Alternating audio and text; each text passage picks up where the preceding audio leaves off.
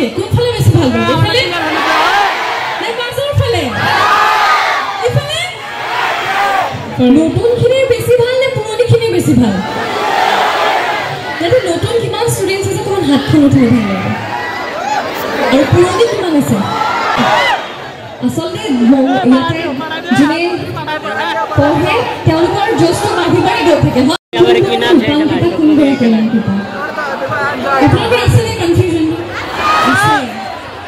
আছে বুলি কৈছে কিন্তু কিছুমানে হয়তো জানে কোন ৰূপান্তৰিত কোন এলেন থাকে তথাপি মই সুধিছোঁ যে মই কোন ৰূপান্তৰিত নে এলেন থাকে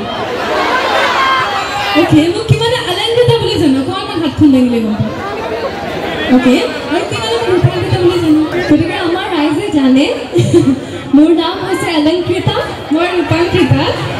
আৰু পোনপ্ৰথমে সন্ধ্যাৰ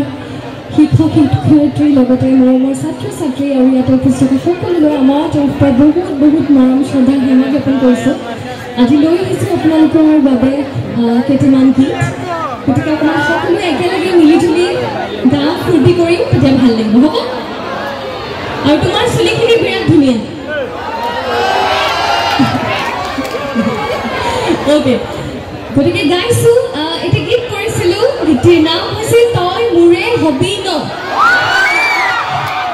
অ'কে এতিয়া মই আপোনালোকক সুধিছোঁ আপোনালোকে আমাৰ হ'বনে নাই হ'বনে নাই তেন্তে হওক বুলি ডাঙৰকৈ ক'ব লাগিব হ'ব মই গীতেৰে আপোনালোকক সুধিম তই মোৰে হবি ন তেতিয়া আপোনালোকে কি ক'ব আৰু যদি কওঁ বুকুতে ৰবি ন বুলি তেতিয়া বঢ়িয়া ঠিক আছে আৰু আমাৰ টানটো বেছি অকণমান কিয় জানেনে ময়ো কমাৰ্চৰে হয়